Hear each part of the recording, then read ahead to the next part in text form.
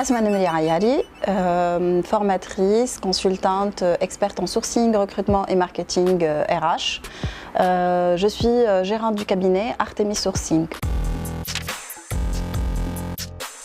Les candidats IT, donc on sait très bien que vous êtes très sollicités, mais il faut vous mettre dans la tête que vous êtes aussi dans la concurrence. Alors, concurrence entre candidats. Donc oui, les recruteurs cherchent les profils IT, mais on cherche également les meilleurs. Et tout ce qui rentre dans l'entretien, votre présentation, votre ponctualité, votre respect, vos retours, si jamais vous êtes en retard, vous devez aussi prévenir le recruteur.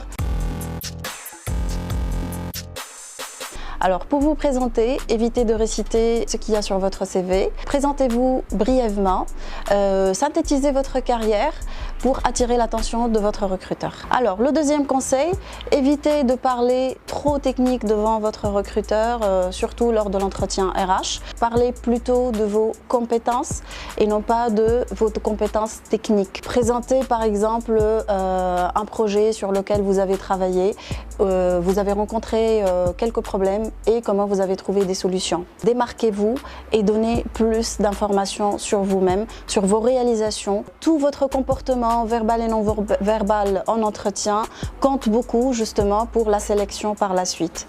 Alors un petit dernier conseil, à la fin de l'entretien et puis quand vous serez chez vous, vous pouvez envoyer un petit mail de remerciement juste pour vous distinguer.